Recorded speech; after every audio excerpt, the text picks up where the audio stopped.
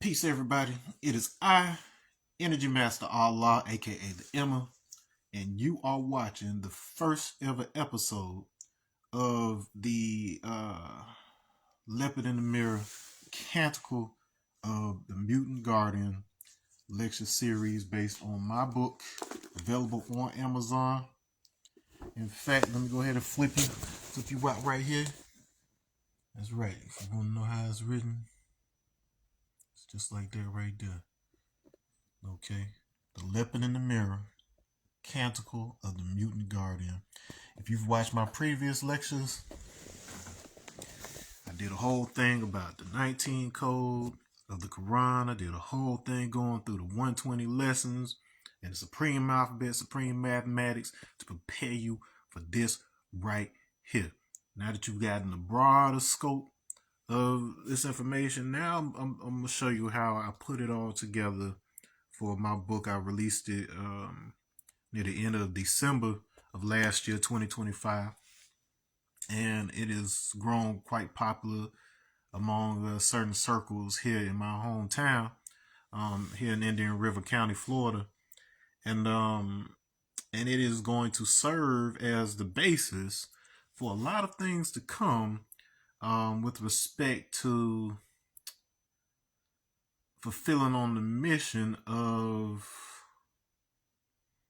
not just teaching the knowledge of self, but as we prepare for the world to essentially be unrecognizable within the coming years, with the rise of AI, or at least the imitation of artificial intelligence.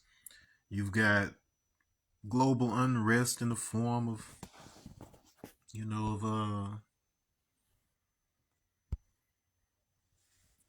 various conflicts and things and geopolitics and whatnot.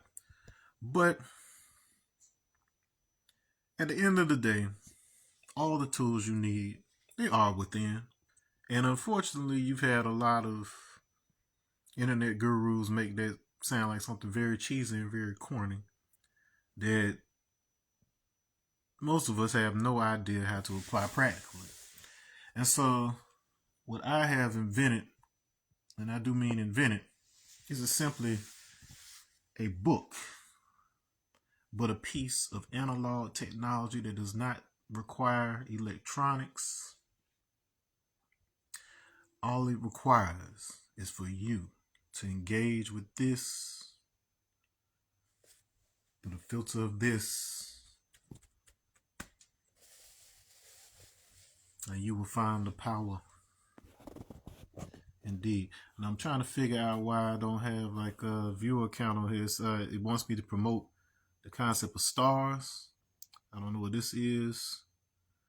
Let's see. You got some AR gifting. We got some enable stars for this live video.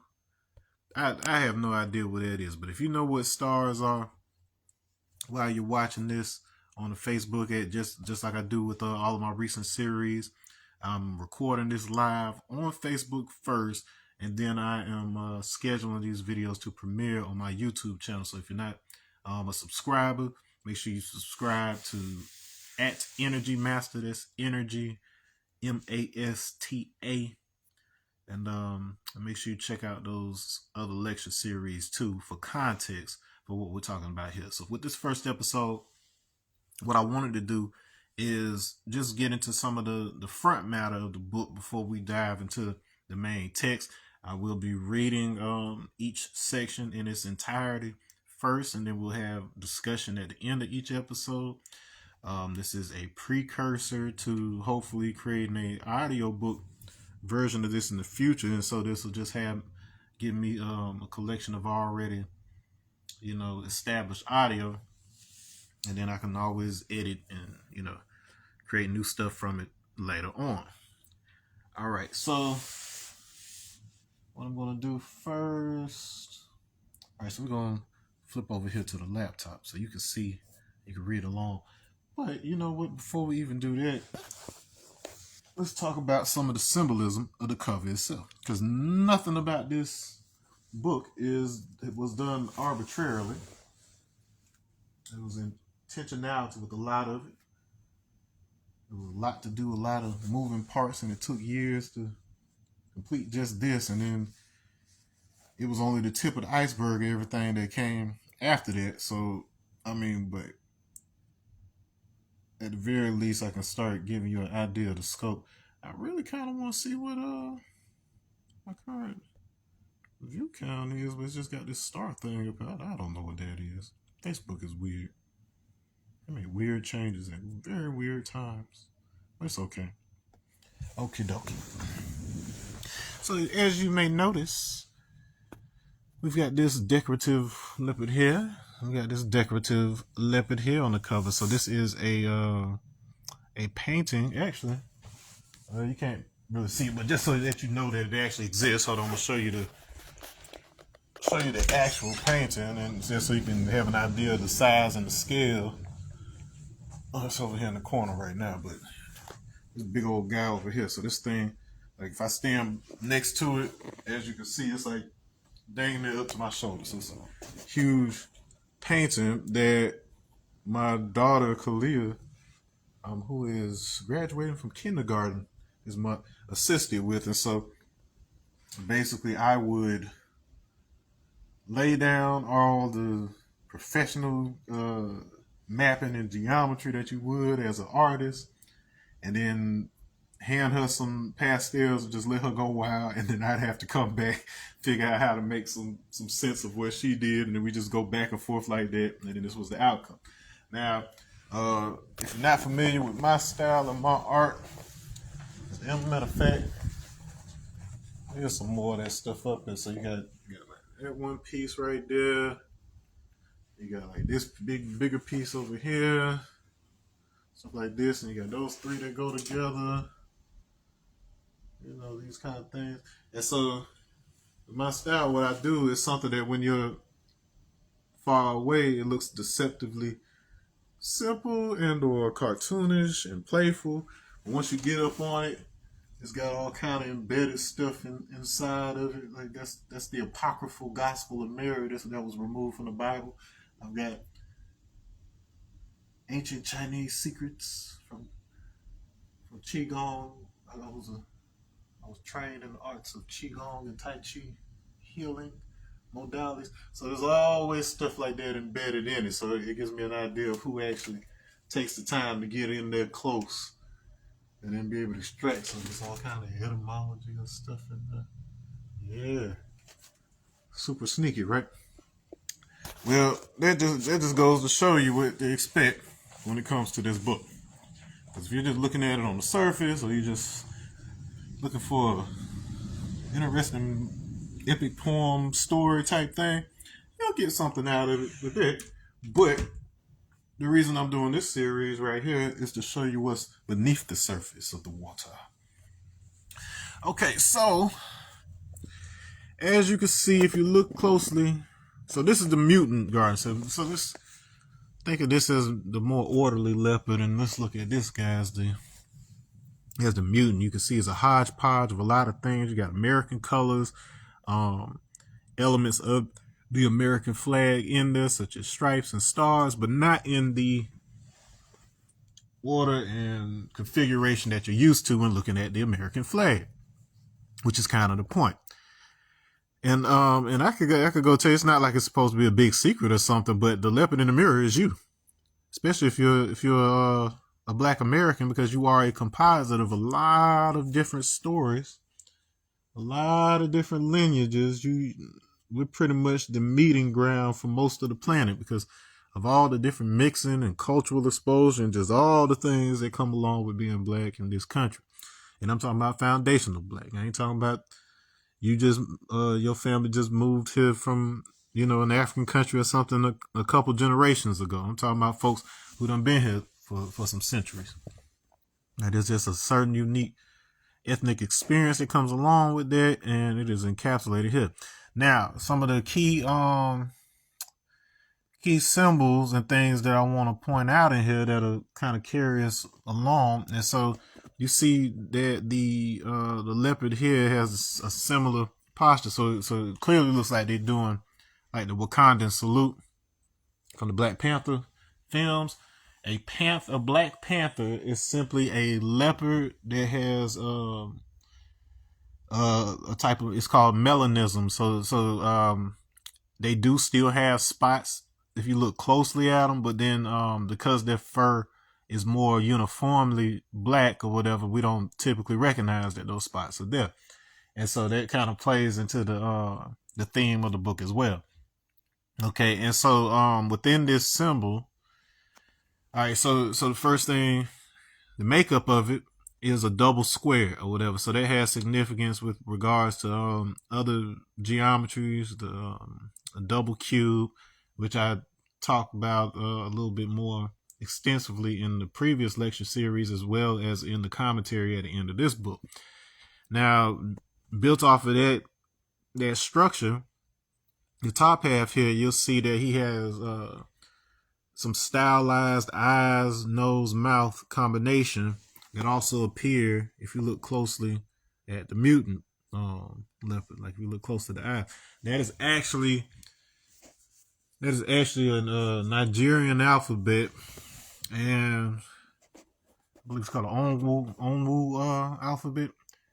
And this actually spells, that's the letter A, that's the letter L, and that's the letter A. So Allah, which is the name of the earth spirit. She is also known as Ani, or let's see, Ani, Allah, and I'm forgetting one. Ana. Okay, yeah, Ana, Ani, or Allah, whatever the earth spirit. So it's the feminine principle. It's the earth spirit. When we die, we go back to her womb, is how they describe it in Odinala or Odinani. It has that Ani or Allah in the name right there. So it tells you something about the earth. Odinala basically means it's in the earth. It's talking about the womb of Allah is where spirits go when they die, according to that lore. Now, what appears to be just simple X's and crosses here, to start with the X's, are actually, they actually mean leopard in Nisibiti. Nisibiti is it is a very, very, very ancient symbolic system that is known to a number of tribes in Nigeria, and it's rooted in even older shared traditions throughout the continent. And the leopard in Odinala, it represents one of two key things. Its spots represent the stars in the sky. It's the stars in the sky. So the leopard is the whole sky.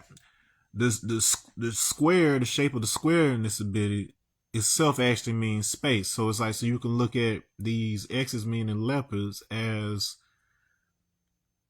you can either look at it as the stars in the space, or you could look at it as the fact that there's several different spaces collected in that one space. So you have a reality that is made up of many universes within this context. All right, and so it is also connected. So with the upright looking crosses here, that is connected to the Nisibiti symbol for speech, meeting, Congress.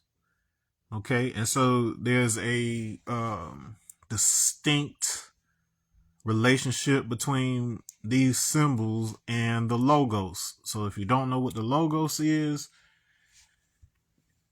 and you happen to be a Christian or otherwise spiritual like that, then you need to go back to school, go back to the drawing board, because that is what the Christ is in within the scriptures. It's a Greek book. The New Testament is a Greek book. So if you don't understand the Greek Platonic and Aristotle's concept, like just the concepts on which the theology is built in the first place, then it just becomes this big fairy tale that you can neither confirm nor deny, and it becomes a tool for a institutionalized religion to capitalize on your ignorance, basically. It's not to say there isn't any value within those teachers. It's the equivalent of me giving you handing you a physics book that perfectly explains how everything in the universe operates, and putting it in Chinese, and then so it's bad enough that you can't read Chinese, but then you also can't understand the depth of the physics jargon that's associated with it. So that's one of the continued themes that I play around with is translation. And if you know a little something about the world of geometry, the world of matrices as it relates to like video game programming, like you're building video game environments and stuff like that, you know that the word translation also deals with the movement, the transformation, the scaling of geometry as it moves from one place to another.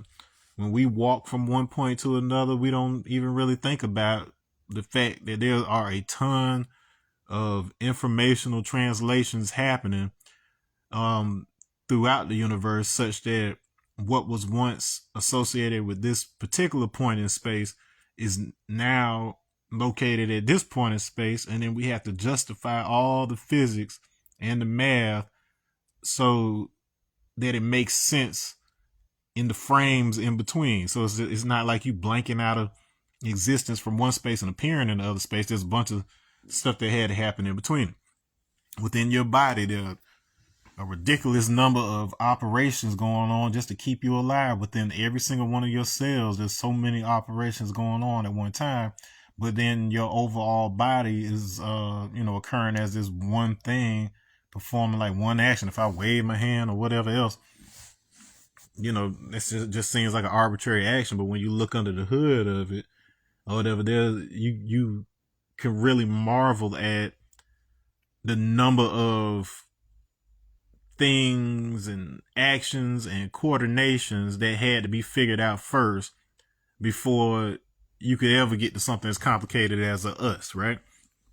So there had to be, you had to have a final destination concept, if you will, for, all those other things to pull together to it, because otherwise you just have random chaos in the universe. And if you're just kind of dependent on that stuff accidentally making something like a us or whatever, you'll be waiting forever.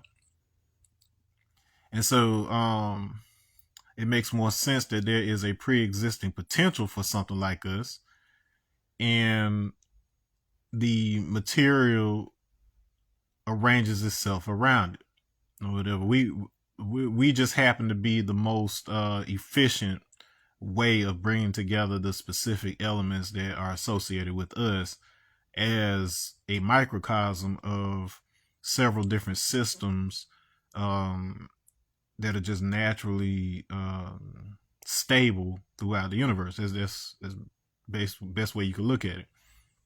All right. And so within this same symbol, now you might assume that the crossing of the arms here is just an extension of the already explained Leopard X disability symbolism right there. But what I did when I designed this is I also incorporated this symbol right here. If you look closely, you see it's two triangles and then a line right here. So it's something like this right here. Okay. So that means mirror. So that's mirror. So you had the two sides. That means mirror in the Sabiti. Now, interestingly enough, in Nordic runes, and perhaps as time progresses, you'll see how much of our indigenous symbolism and stuff made it into the runic system, on which Elder Futhark, that's just basically where the alphabet ends up coming from. Like there's a clear progression that shows that everybody got their knowledge from the same source, and then it's spread out. Okay, but then they have so Deg.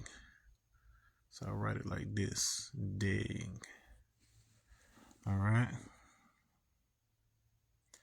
And then that basically describes duality. So it would be between like dark and light, day and night, or whatever. So it's duality. So this is what shows us that when we're talking about a mirror, when we're talking about reflections, we're talking about complements of something. All right, so we live in the universe of complements, and so you can look at this right here as being akin to that guy right here. Yin and yang. Yin and yang. Yin and yang. If you want to pronounce stuff more correctly. All right, and so it's a lot being said in that simple cartoon looking, symbol. That's how branding works. So African spirituality and African sciences are deceptively simple, and that's what's allowed them to survive for, given the oral tradition, they say over 100,000 years.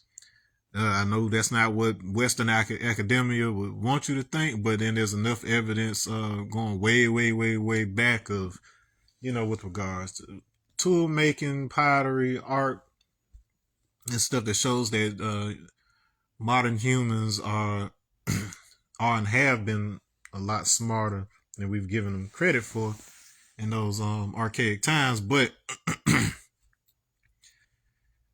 whereas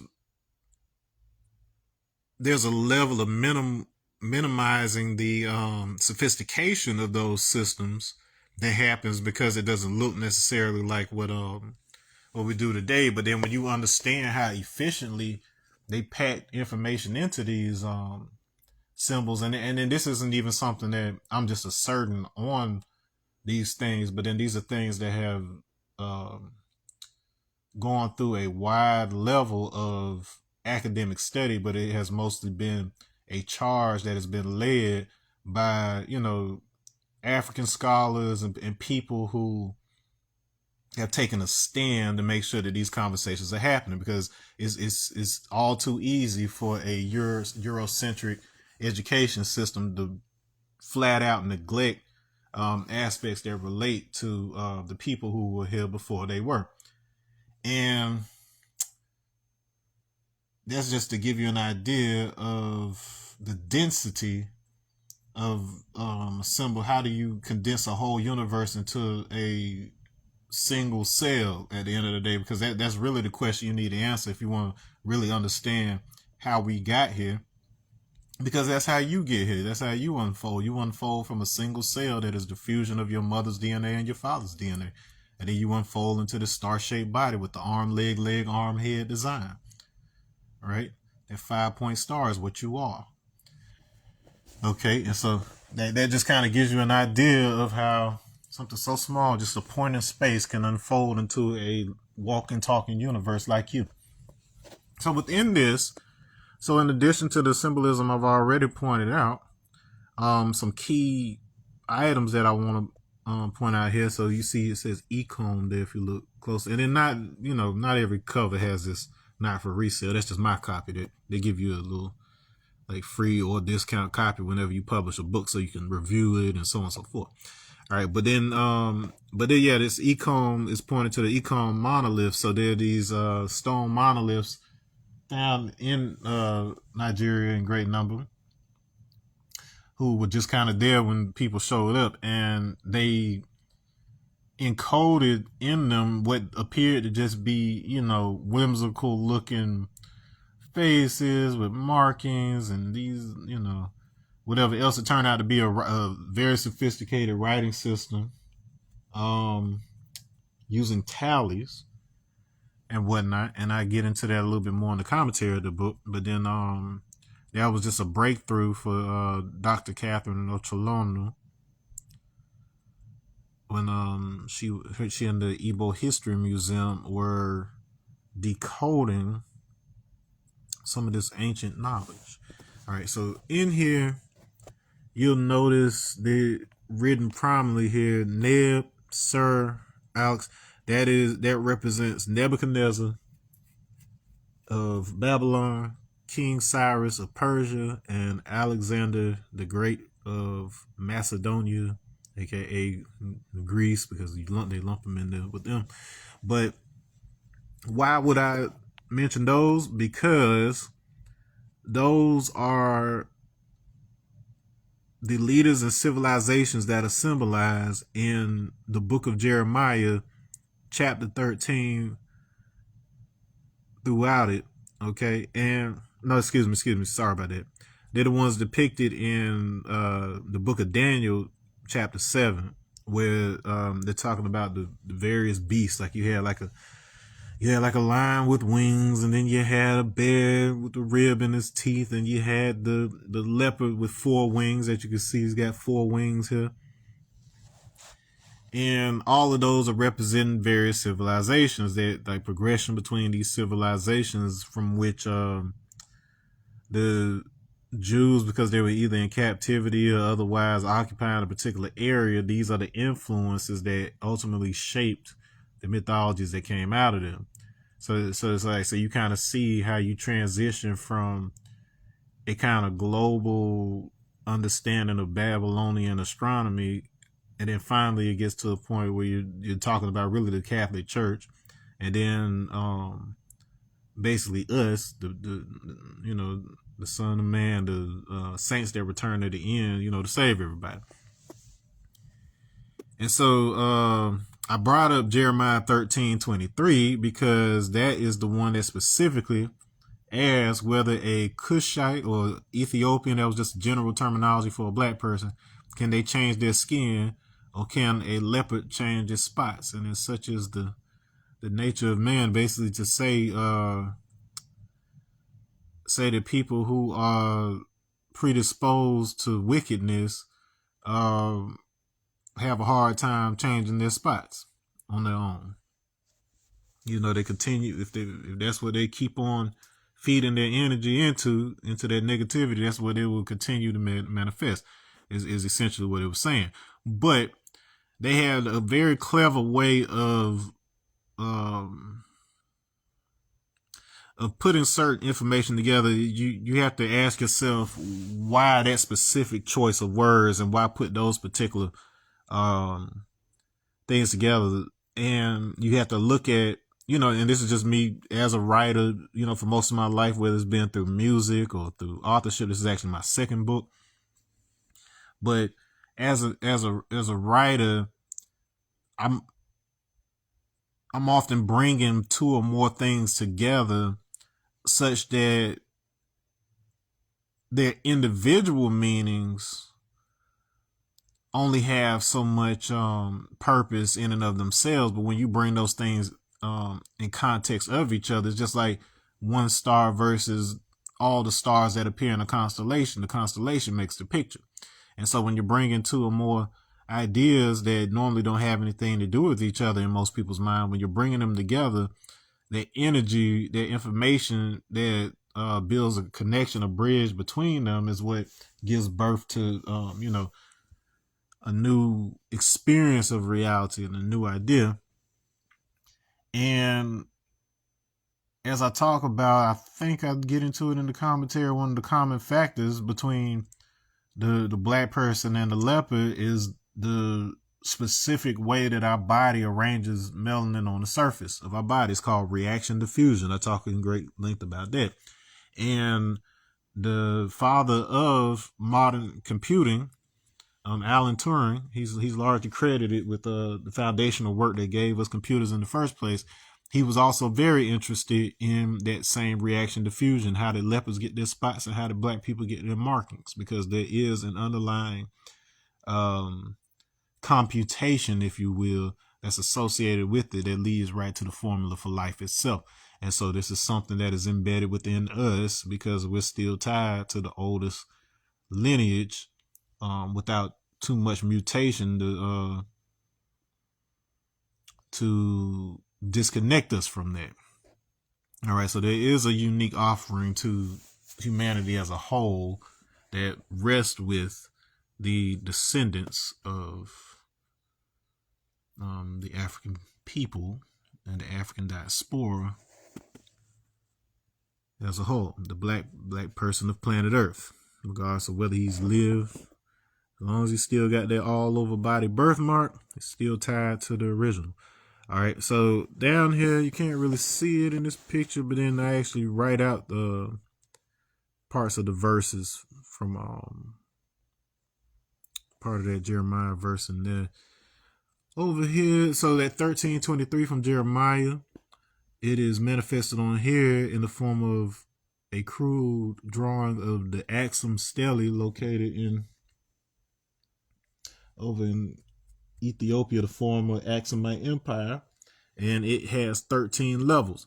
Those 13 levels correspond to 13 heavens that make up this universe, this reality construct that we live in. And I'll get into what that means later on. And then, of course, the 23 associated with the bulls. All right, so there's a lot of embedded imagery in that. Like the bull, the ox motif is squarely associated with both moon and storm gods, and it ultimately gives rise to what becomes recognized as Yahweh. All right. And then bull is of course tied to Taurus and the child archetype, which is Horus in Egyptian pantheon, or Heru. All right, now down here you have this harp-looking thing that is a Lyra. Lyra is a constellation, the brightest star of which is called Vega, and that has some very important ties to all of this. If you're into the whole New Age or alien species conversation or whatever else is popular on YouTube or whatever else, you often hear this thing about the first humanoids of this universe that gave rise to all other human forms or whatever. It starts out there, but then once again, just like if you ain't familiar with my work on my lectures by now, you know that the mythologies are there to store information that requires someone to be taught and initiated into what is really describing. So don't take it as a grain of salt of people building rocket ships that in a planet near Vega and then flying to Earth or some mess like this or whatever. It is way more complex than that. But once you actually understand what's being communicated, it makes perfect sense. And it's not just what one person or one group of people saying. You want to look for that thing that is being echoed across the board, because truth just has a way of doing that. It's not something that one person generates. It's something that we're all swimming in. It's just a matter of being able to distinguish it because of the fact that we're all immersed in it at all times or whatever, and we've never been outside of it. Is you have to do some stuff in order to glitch it enough to even know that it exists. So that's where a lot of the spiritual practices come from in the first place. And so when it's all said and done, you will see that you are both the leopard and the mirror within it. You're both the leopard within the mirror and the mirror within the leopard. You are all of that. You are everything, and everything is you.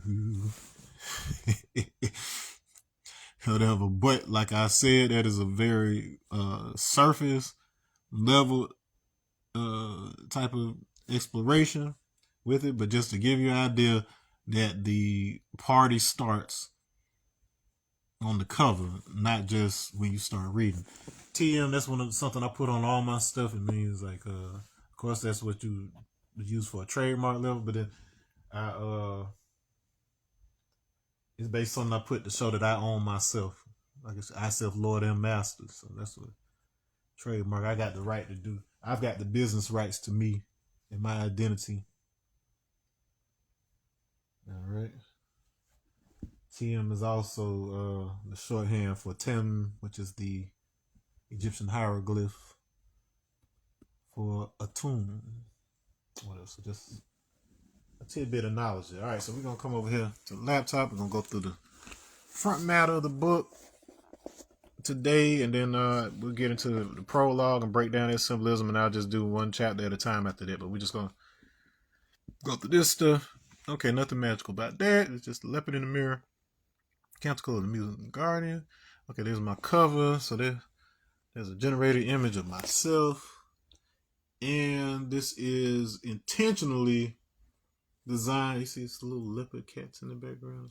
It's intentionally designed to resemble the Renaissance artwork that accompanies several versions of Dante's the Divine Comedy. So if you're familiar with Dante's Inferno or you know that whole structure of heaven and hell found in like Spawn comics and a lot of different types of popular media, is all rooted in their book, and is a very important book when you want to talk about the conversation of how the tyranny of the Catholic Church was ultimately counteracted through literature. So it's quite funny. You look at all the different violent conflicts and the different wars that happened throughout history, but the interesting thing is that it all starts with ideas. So somebody had to have the idea to go to war in the first place, and they had to gain the support of the people. And so there's a quiet mimetic war of symbolism and language that actually informs and shapes the reality before it becomes physical in the first place. You manifest from mental to physical. All right. And so because that is such a huge blind spot for humanity, oftentimes it's easy for something like what I've created here to go under the radar, because nobody sees it as a threat. Nobody sees it as a problem. But then, a mind that can't be fooled is a dangerous mind. That ain't just a movie with Michelle Pfeiffer and Coolio on the soundtrack. That shows you I grew up in the 90s, don't it? All right, and this is a also the other thing I want you to be looking at here. This isn't just simply a lecture series about my book. It is a lecture series about all books and different types of scripture things too, because it was an exploration and experimentation on how information was encoded, beneath the surface in these old texts. So that was one of the major motivations for doing this in the first place. Like, because the book could have been done a long time ago, but I wanted to explore how to encode additional meta layers of information in a book so that people can understand how these things already occur in some of the most important books in the world right now. All right, and so that said, I also want to talk a little bit about the structure. So of course you saw I had a title.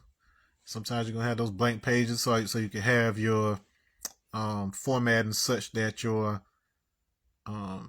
stuff starts on the right side page. So you see how that happens in the book. So it starts out on the right.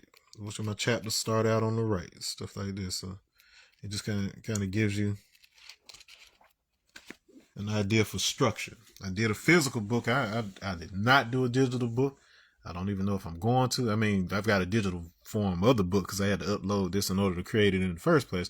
But in terms of like putting out a Kindle version or whatever else, it kind of defeats the point, because this is designed such that you'll have something if the grid goes down. I'm not confirming nor denying that anything like that is going to happen. It has happened in the past. But case in point is, by having something to hold in your hand, it starts making it easier to make the conversation of how all of this information is already embedded in your body and how you access it. By you learning how to access it through the body, then you start learning how to access it without a body. But I'm not going to say too much more on that before I properly prepared you. All right, so of course it says this edition of the Leopard in the Mirror, Canticle of the Mutant Guardian, is in the public domain. The original version is available for use and reproduction without repercussion. That means that the canticle part, the actual poem part, the meat of the book, besides my commentary. You can't just use my commentary all willy-nilly because that is protected material. But as far as the Canticle itself goes, you are allowed to use, if you have a copy, feel free to make all the prints of the Canticle itself that you want to. It is public domain. Why would somebody do that? I know that sounds like a, so there's a couple reasons for that, but I know that sounds very counterintuitive to what most of you have been taught, because you're trying to capitalize and make money off of every single thing in the world. But I'm not saying that this was my motivation, but then just for those people who think like that or whatever, the way I can make that make sense to you is remember Blue Magic from from American Gangster movie. So it's like he would give out the samples to get the fiend hooked or whatever, and they come for more. So it's like, so by reading the Canticle, if you want to learn more or whatever, you're gonna have to invest, if not money, at least time into the additional effort it takes to get the higher meanings and higher lessons found within here. Now, aside from that, my background is in business. I went to business school. I have a degree, and it was in my dealings with, people that I realized a large part of the reason why, well, the multiple reasons why the world is so screwed up, and then it's not as simple as just a surface level, like, oh, people are just greedy and money is the root of all evil. No, it's the mindset. It's the mindset with respect to understanding the reality on which that system is built in the first place. Like, they literally built the financial system based on actual structure of the universe and the physics or whatever else. Once again, it takes some initiation and some time to understand how that would even be a thing or whatever. But I assure you, after delving into this for several years, and then actually being able to apply it to do ridiculously impossible stuff like becoming part of the Wu-Tang family. I literally just got a call. Let me see, what's today? Wednesday. Had a call with Mook, the manager for Wu-Tang, one of the foundational administrative forces for Wu-Tang Clan, for the Wu-Tang Clan legacy. I got a call from him just a day or two ago. I'm still very much involved in moving through the shadows. I'm a ninja at the end of the day. Y'all thought this Wind Clan stuff was over with. No. We've always been ninja. We just become elevated. And understand it's not all about flipping in swords. It's about understanding the fabric of reality so that we could be of service to our people in ways they don't even realize. We may never get credit for some of the ways that we, help to divert floods and things from y'all, but that's not the point. And so that's why this is public domain, because it's not, I'm not trying to make it out to sound like some altruistic stuff, but it's just like I see the bigger picture. Like, yeah, you still need money and stuff like that to operate. That's just the way that the world is set up right now. But if you set the right pieces in place, it's not something that you have to chase. It's something that comes to you at the end of the day. Like it's people that just they bought multiple copies of the book just so they could promote it on themselves. Not something I paid somebody to do, not something I even asked them to do. This is just, they were moved by it in such a way that that's what they started doing, because they saw the value of what they got it. They got what I was doing with this, and then it takes on a life of its own. And so that, believe it or not, is the basis for what you would probably more closely associate with like artificial intelligence. What we're calling AI right now is not AI. AI does not start in the electronics any more than simulation does. And that's what Baudrillard attempted to communicate in his 1981 book regarding simulation and simulacrum. But when they made the Matrix film in 1999, the drawback, even though it did awaken a lot of things in people, the drawback was that people largely began to associate simulation mainly with computer simulation, not even recognizing the notion of simulation out in the physical world in terms of things that have if you make a replica of a let's say they made a fake version of the Great Pyramid, and that fake version has been around for like 10,000 years, while the previous version is either hidden somewhere or is broken down and disappeared over time. The fake version has been around so long that people don't even question whether it's the real version. Like, it's just like, oh, that's the real version. That's the only version we know. And so, unfortunately, that is the bridge when it comes to the conversation on, race wasn't a conversation until y'all made it one, because once upon a time there wasn't but like one kind of people really, and then people spread out and then got isolated. And so, as far as those isolated groups knew, because they hadn't seen anybody else, they were the only people on the planet. So everybody's had that experience of being the only people on the planet. But the only people who were actually the only people on the planet at any given point were black people. All right, because everybody started out in Africa. Everybody was the same one thing. Okay, so there's a difference between the simulation of feeling like you're the only one thing because you haven't met anybody else, and actually having been the only one thing, which means that everybody else's simulation is rooted in your reality. Okay. The original version is available for use in reproduction without repercussion. Okay. There's some particulars. Disclaimer.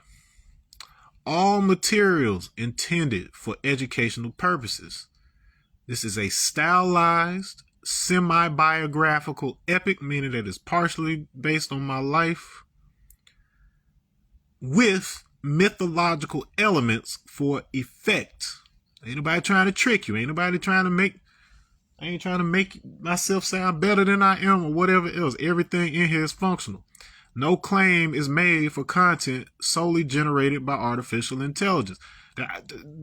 Yes, I can draw. I did not draw this cover. I was not finna sit here and try to convince, make the case that I can do a Renaissance level Dante cover looking thing or whatever. That's not that. I don't need credit for that. That would be distracting from the actual thing I want to be able to give you. So just like how plenty of successful creators, they move into a point where they just focus on maybe the idea aspect or whatever it is that they uniquely do, and then they have a team that does all the other stuff. Like I'm sure the creator of Naruto in the beginning, he had to draw all his own stuff, color all his own stuff, write all his own stuff. He had to be the whole in-house. But eventually you want to move to the point where you're only doing the aspect of that you want to do, which is come up with the ideas. And then you have other people that can worry about the minutia of having to draw all the panels. There was a guy whose entire job was just to draw all the trees in the background. You had another guy whose job was to position the stars in the night sky if there was a night scene. Like that. That's how real it gets. And so you become an entire industry that way. So the way when you're able to delegate each of the tasks that you do or whatever, you're essentially creating an entire industry. You're creating jobs for other people, and then you're increasing the quality because you have people whose only job is to focus on that one thing, and then somebody else's. And so it becomes your job to be the assembly of all that. So you're the one that brings all the pieces together. You see the overall vision, and then you let everything else do what it does. So that's how your body works.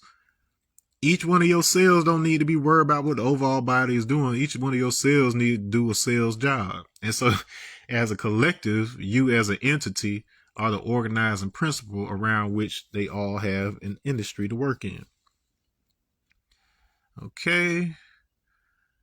I'm not about to sit here and read the table of contents. You will understand what is contained herein, but you're getting a glimpse as we're flipping through.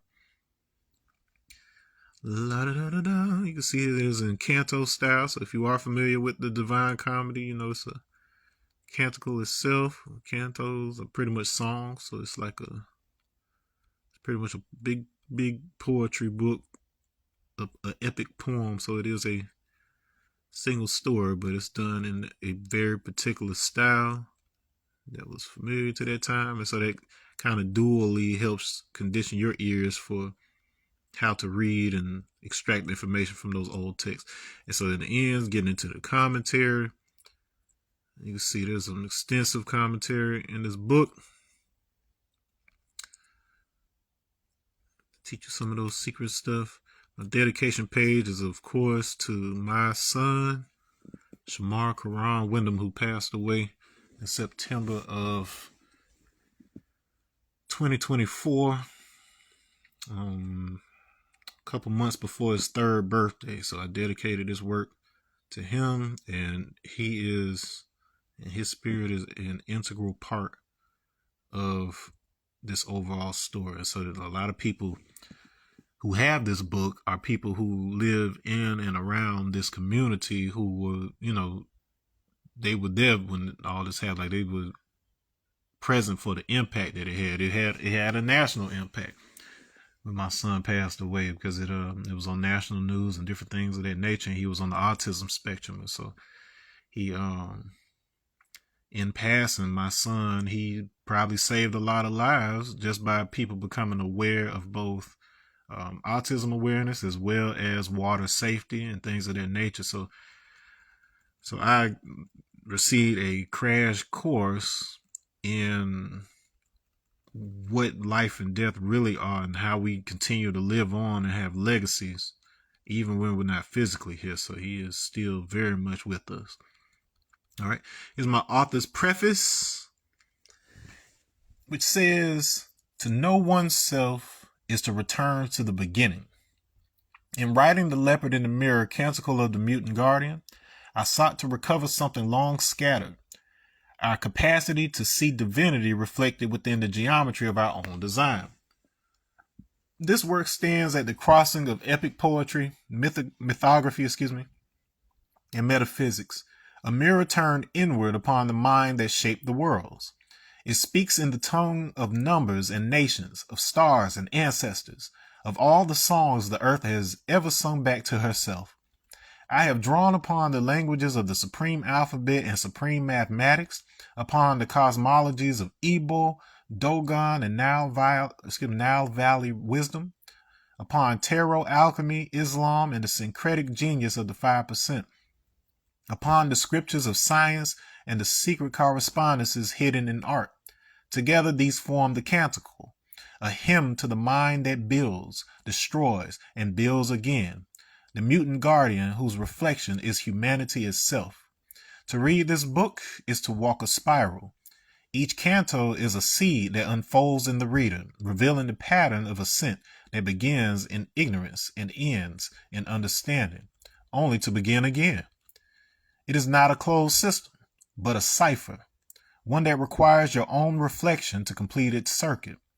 May this work remind you that your mirror is not glass, but light, not reflection, but return. The Emma. And as you can see, my little leopard that I broke down in the beginning. Whip, whip. Aha.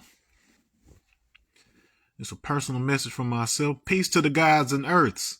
I am Energy Master Allah, aka the Emma. I received the knowledge of self from Allah Sea God in 2019. He received it from I True Self of Knowledge God's Tree.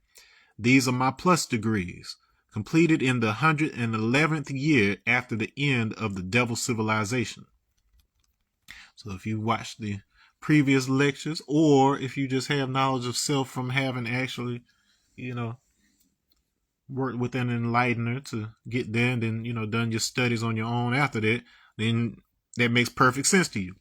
If you're somebody who is not familiar with 5%er vernacular, I could imagine that you are very, very lost by that little paragraph right there. That is kind of the point here. So as you go, you're actually receiving a light lesson on the functionality of the closed system of linguistics and mathematics that is involved with the 5% of teachings. And this work allows me to recontextualize those things in such a way to where they become more accessible to a universal audience. It doesn't do us any good if it's only one group of people that's able to, gain the knowledge of self and then, be more civilized out here. Otherwise we just keep on tearing each other apart. We ain't able to fulfill our mission of making this a better world for the babies. Okay. Moving right along, we got a few quotes here that I wanted to include right off top.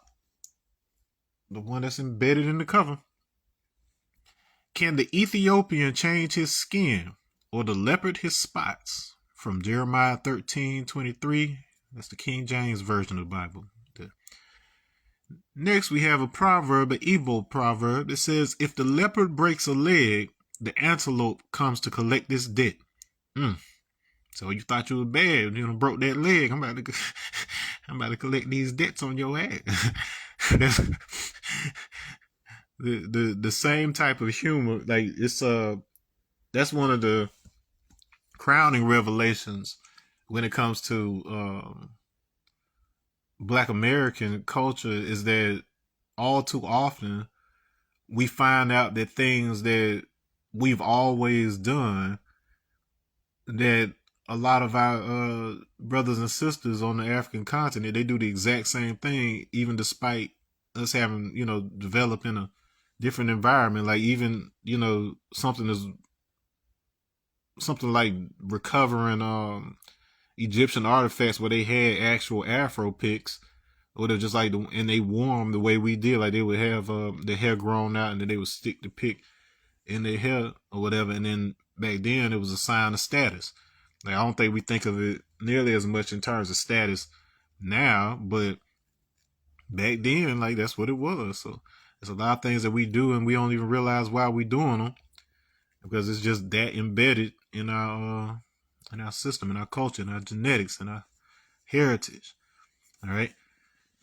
The first person you have to resurrect is yourself. The resurrector himself, the RZA, whatever. So RZA, creator of the Wu-Tang Dynasty, him and his brothers, the generals of the Wu-Tang Clan, who appear on my shirt right here. See right there, that's the Wu-Tang Forever cover. Right there.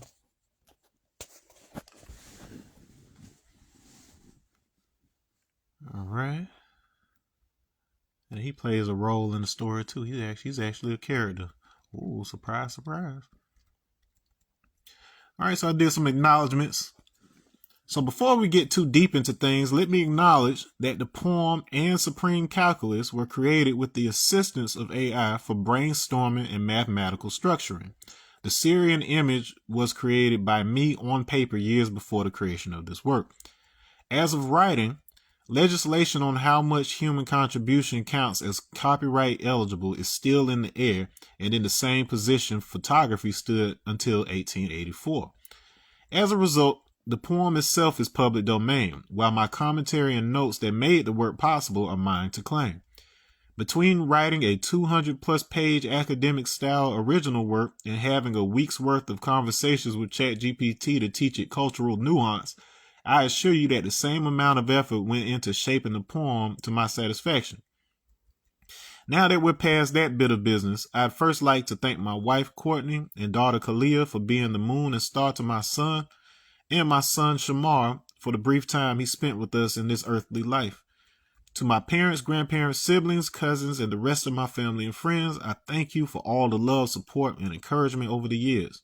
I acknowledge the amazing work of Johnny May, everyone involved with the Gifford Historical Museum and Cultural Center, GYAC, and other pillars of the Gifford community. To my mentors and role models, from Danny Connors to Danny Thompson, DJ Demp, TJ Chapman, and Adrian Dickey, John Walcott to John Moot Gibbons, George Clinton, Overton, and the rest of my P-Funk family, thank you for your guidance. Thank you to the countless friends I've made in art and music, and to Jerry Saltz for suggesting I write. Peace to the RZA, the Wu-Tang Clan, and all the gods and earths. And of course, all praises due to Allah and my firstborn disciple, her love. Thank you, Saguru, Matthias De Stefano, and Darius J. Wright for being gateways to liberation. Thank you to the countless YouTube channels, the Medicine Shell, Astro Legends, Meru Foundation, Vertasium, Gaia, Theoria, Apophasis, etc. that share lesser known info. Thanks to my buddy Nancy A. Collins and the writers keeping myth making alive. Thanks to filmmakers like Ryan Coogler, Jordan Peele, and the Wachowskis for sparking conversations. Thank you, Professor Jiang Shu. Excuse me, make sure I remember how to pronounce his name. Shui Qing, and Professor Sky for teaching youth the big picture. Thank you to the late Professor Catherine Ocholonu and her daughter Ifunanya Ocholonu for continuing her mother's research.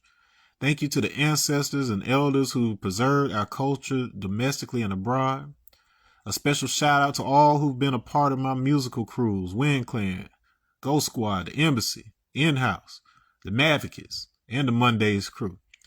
Thank you to Andrea, Emily, Nancy, Brenda, Mrs. Tori, and all others who've contributed to my child's success.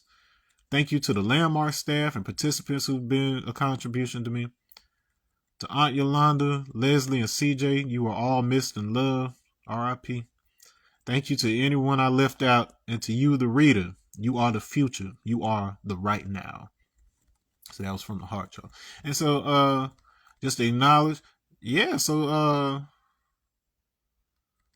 was assembled with the help of AI, and then, okay, I don't think we're doing anything else out of the book itself right now, so I'll just close with this right here, and then we'll get into the prologue with the next video. But just as a personal note, so I could write my behind off. I have won awards for it. I wrote a book, just sat down and just wrote a book when I was, so back in 2014, well, I finished it in 2013, but then it was mostly, distributed and everything else 2014. And so I can do this. So it was not about that. It was not about proving to you I can make something that look good, sound good, whatever else. The point of this work is to demonstrate, one, how AI could be used for good, and two, to show you exactly why that's not what's going to happen. So all too often, we justify the creation of external tools because we say, well, is all the bad it could do worth not creating something for all the good it could do? Well, that justification only works if you don't understand how all the things that you're trying to build already exist within you.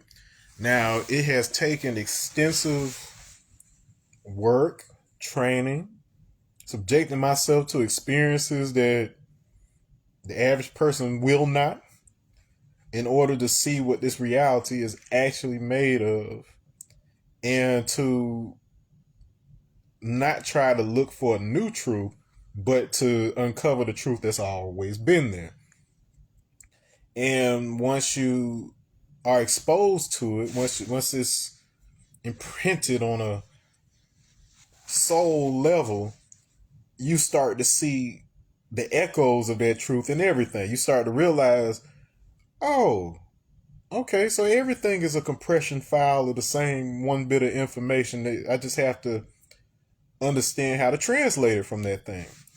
That's why you always end up seeing those like wise masters who can teach you about the whole universe just by describing a blade of grass or something, like whatever's available to them at any given time. And that's kind of the key lesson that I really want to drive home with this work, is that when you don't have all of the comforts and conveniences that you've grown to depend on, with regards to how you access information and the way that you assess truth, what do you have left? And then, everybody had to figure that out for themselves in some way, shape, or form during the pandemic.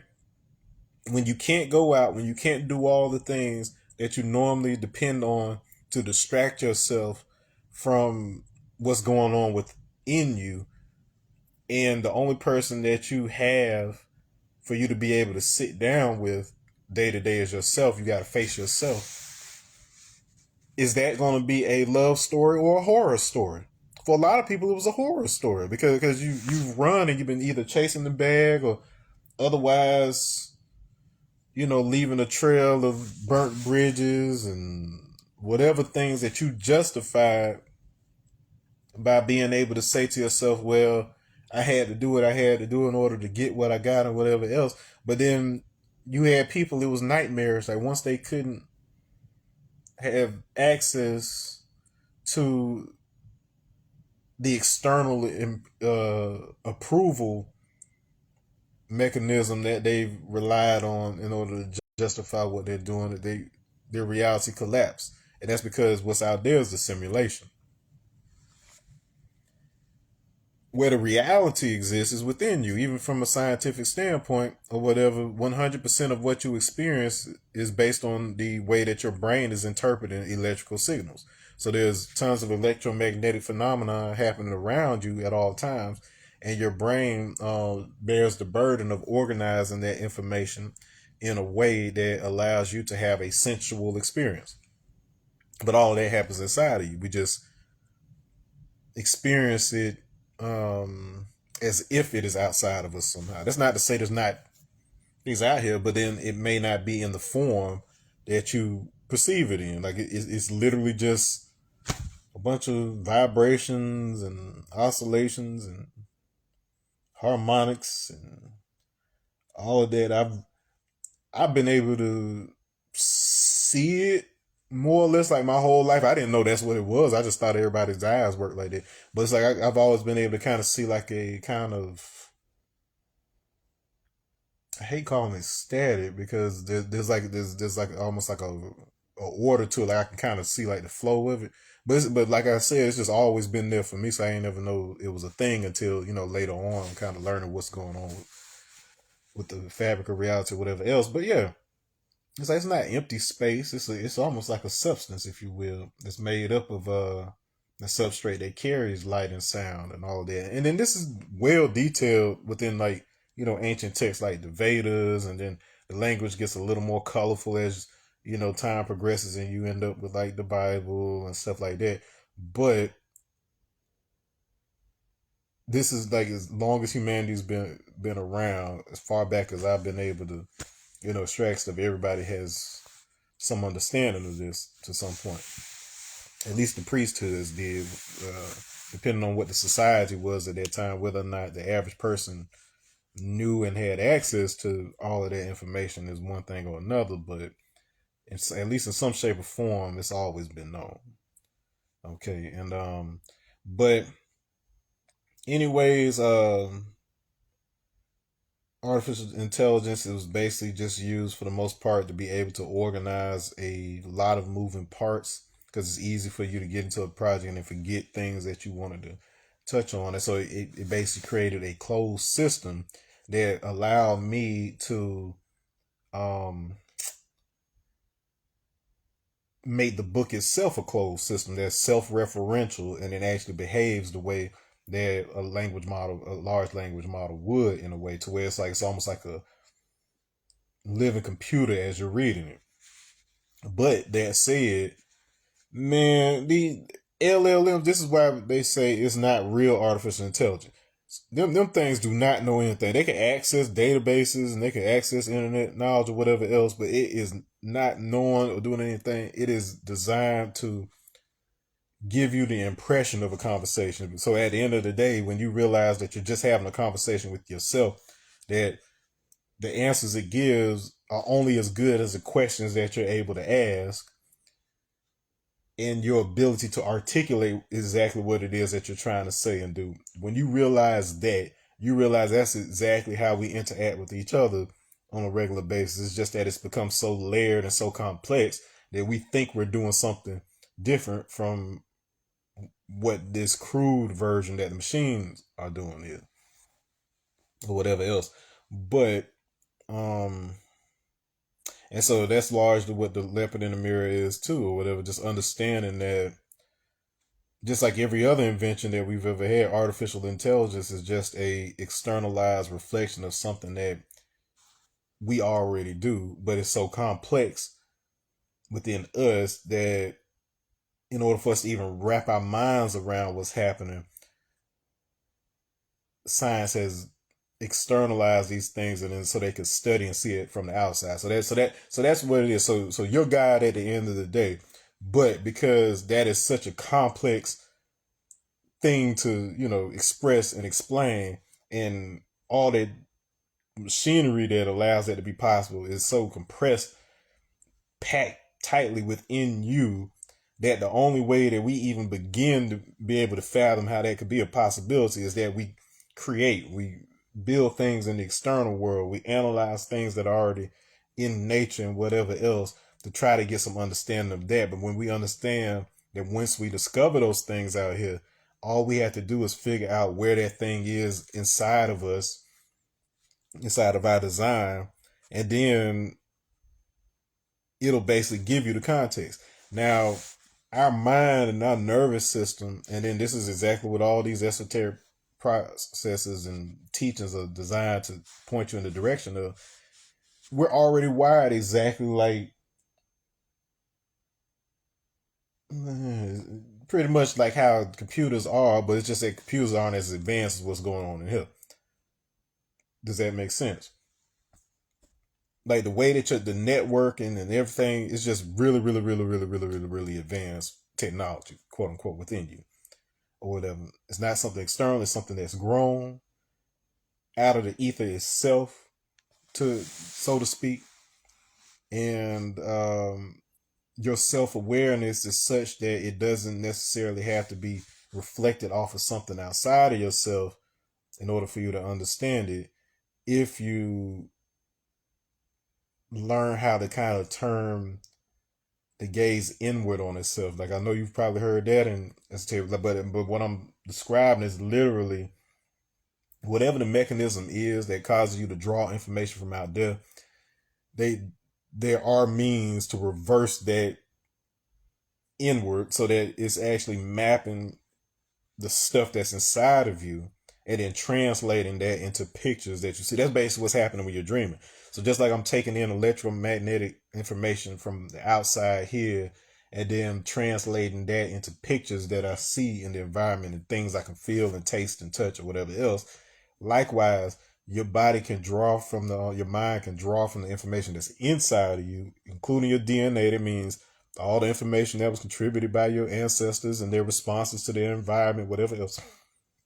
It takes that and then it tries to use the language that you have here that you've learned or whatever else in order to try to translate that information into experiences that make sense to you. So in other words, there is a profound level of work and tempering that has to happen for you to understand how language, geometry, all of that works in the first place, so that your brain can organize information more effectively, so that when you're in these altered states or dream states or whatever, the symbols make sense. Oftentimes, the stuff people talk about seeing when they're in like out of body experiences or visions or whatever else, it's often limited to whatever one religion or one spiritual belief they have or whatever else. So it's like, so when interfacing with, so there's an aspect of yourself that is identical to the source from, that created you in the first place.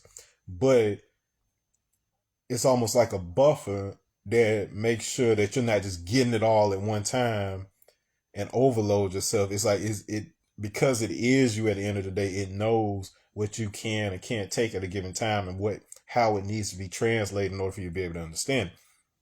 So interfacing with that part of yourself,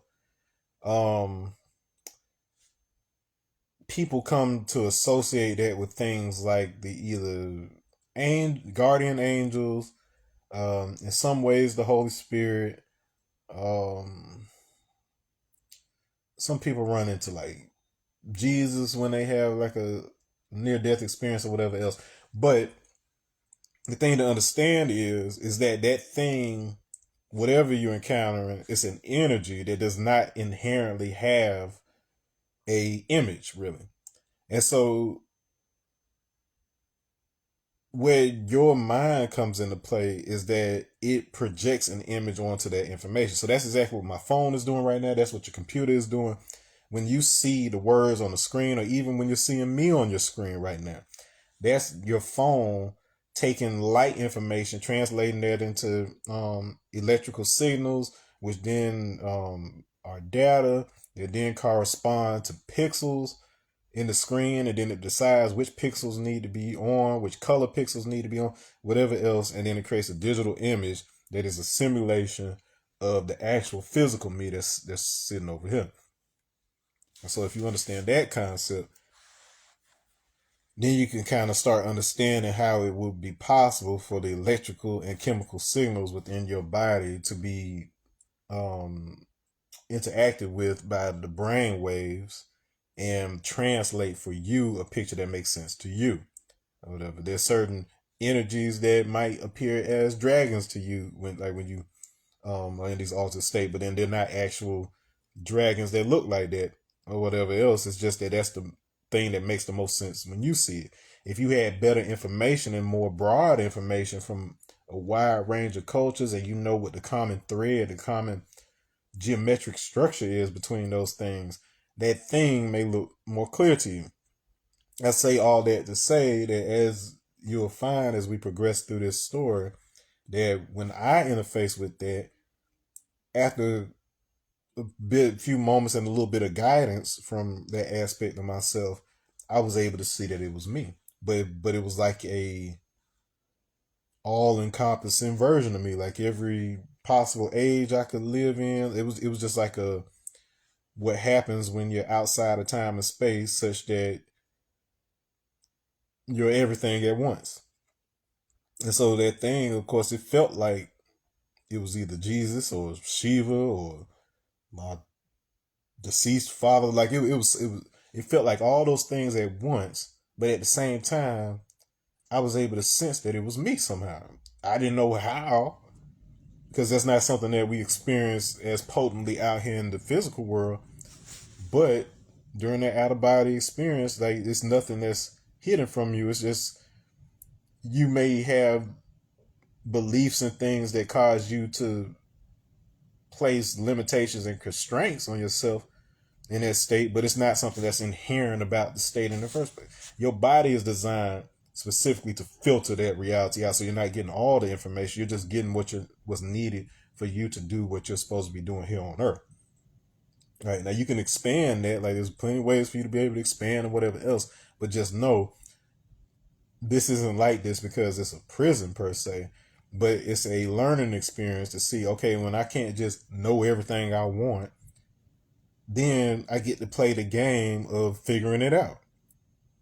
And that's part of where the juice in life comes from.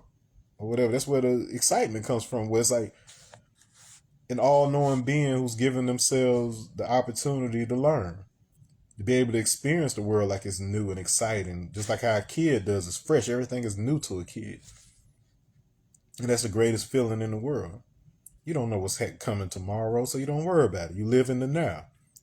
Whatever. So that's exactly why this is designed. It's designed to teach you how to live in the now again. And so through the stories and the symbolism and things that are included in the Leopard in the Mirror, it will help to reestablish some of those connections that we've lost by becoming jaded and boring adults, and allow us to tap again into that childlike invigoration that we once had, and then be able to approach the stable scientific and mathematical information out there with a creative mind, as opposed to looking at it as like rigid limitations and things of that nature. Like all the best discoveries happen like that. Like you if you were to sit in a room with some of these guys, Sylvester James Gates or Stephen Hawking and Dirac, like all those folks, if you hear the stories, these people were right. They were hilarious. They had a good time. They weren't taking the stuff so serious that it prevented them from creating things. So peace, Marcos. So I'm getting to the end of this particular episode, but then I'm just started. This is the first episode of the new lecture series on my book, The Leopard in the Mirror, Canticle of the Mutant Guardian. Oh, hold on, let me. What's the thing? It's got all kind of little stickers and stuff. I want to turn the camera. There we go. Boom. So that's the book. It is on Amazon. If you don't have a copy, I suggest you go ahead and grab that, or you would be entirely lost with this series. But I have other lectures I've done that are on the YouTube channel right now. But now I'm teaching solely from the book because it was me taking everything that I've learned over the course of years and years and different trainings and practices, stuff that would take me 30 years to teach y'all, and then be able to turn it into a story and symbols and stuff that help you process it in a largely more digestible form or whatever. But I'm about to wrap this one up, but be sure I'm gonna try to go live tomorrow too, and then we're getting into the prologue of the book. But it is The Leopard in the Mirror, Canticle of the Mutant Guardian. If you're not familiar with the Divine Comedy itself, Dante from Devil May Cry is literally named after the author of that book, and Virgil, his brother, is a character that's found in that book. Spawn is essentially based on that book. So there's so many things that we grew up with that's based on that book. That this is the reason why I wanted to kind of show what the purpose of that was by writing a canticle of my own based on my real life experiences, so that you too could be able to take that technology, apply it to your creative pursuits as part of the higher pursuit of us keeping the human in the conversation as they try to move everything toward artificiality. But that's what it is, God. All right, peace, y'all. I'll see you next time.